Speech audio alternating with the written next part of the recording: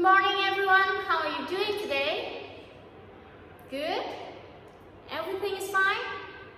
Alright, amazing. So do you have any questions about our previous lesson? If you have, please raise your hands. Well, I see no hands here. That means you don't have any questions, right? So if you don't have any questions, I will have some questions for you. Can anyone tell me what is our previous lesson about? Yes, Emily. Exactly. So in our previous lesson, we learned about simple present tense. Okay, so how can we use simple present tense? Yes, please. That's correct. So we use simple present tense to describe general states, habits, or facts, right? Okay, so I'm very happy that you guys still remember the knowledge of our previous lesson. Good job, everyone! So today we are going to explore a new aspect of English grammar, that is present continuous tense. So, do you know what is the difference between simple present tense and present continuous tense? Okay, relax everybody. So, let's imagine you are looking at a snapshot of someone's life. So, the simple present tense is like a photograph, a still image, capturing a general state or habit. However, the present continuous tense is like a video capturing the actions that are happening right now, unfolding before your eyes. Okay? So, in short, the present continuous we use it to describe the actions that happens at the present moment. Okay, so first of all, I want you to take a look at the 3 sentences I wrote on the board. I am teaching English. You are looking at the board. She is writing a letter. And Joe is looking at his phone. Okay, so all of these sentences describe these actions that are happening right now, like at the present moment, like I said before. Like it didn't happen yesterday, it will not happen tomorrow, it is happening right now. Okay, you got it? Good. And by the way, Joe, please put away your phone. Alright. So, now I want you to pay close attention with the structure of present continuous tense. We have a total of 3 forms of sentences: positive, negative, and interrogative. So let's get started with the positive form. Okay, so first of all, what we have here, exactly the subject, I, you, she, right? So we have subject. And then what is this, guys? Exactly, to be. Am, are, is the correct form to be. Like I with am, you with are, he, she, it, and other singular nouns with is, we, they, and other plural nouns with are.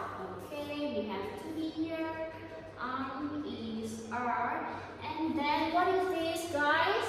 Teaching, looking, writing.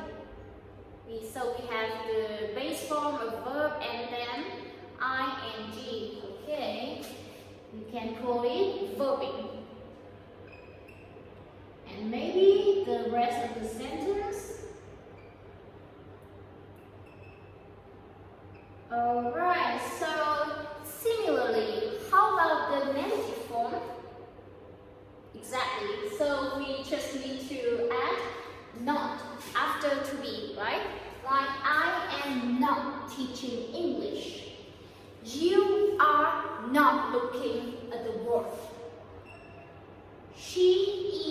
not writing a letter.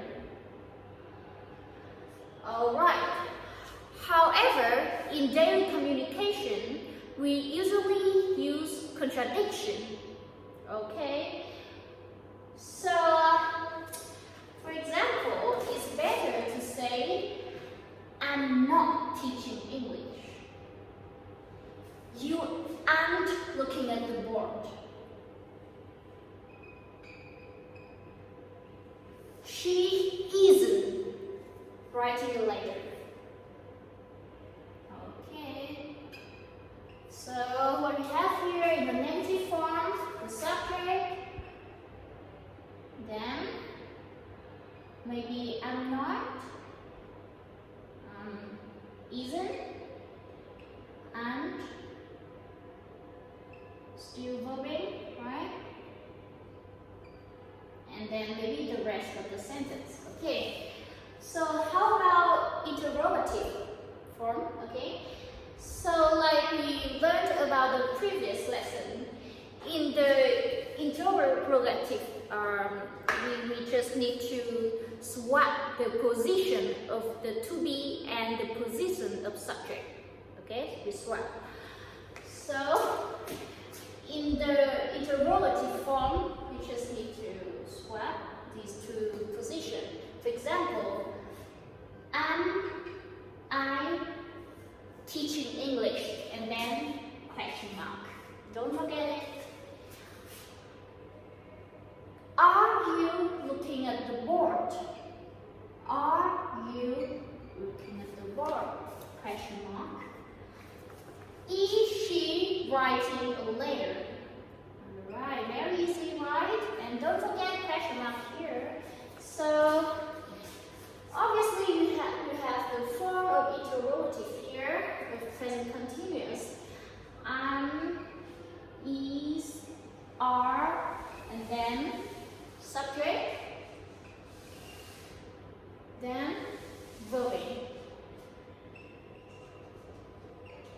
Okay, so do you have any questions? Good. Now I want you to look at the handouts I gave you at the beginning of the class. In this activity, I want to check your understanding about the present continuous tense by filling in the blanks in the following sentences. Okay, and now let's begin doing this exercise together. Alright, if you have any questions, I'm here to assist you. Okay everyone, now it's time for an exciting activity that will help you to practice the present continuous tense. So our class have 20 students. I will divide the class into 4 groups, and each group will have 5 students. Yeah, 5 of you one group, 5 of you one group, and the last group. Alright. So in each group, I will assign you a specific situation, and your task is creating a dialogue. Yeah, creating a dialogue based on this situation. Alright, group 1, your situation would be in the classroom. Group 2, at the park. Group 3, at the restaurant. And the last group, at the supermarket. Okay.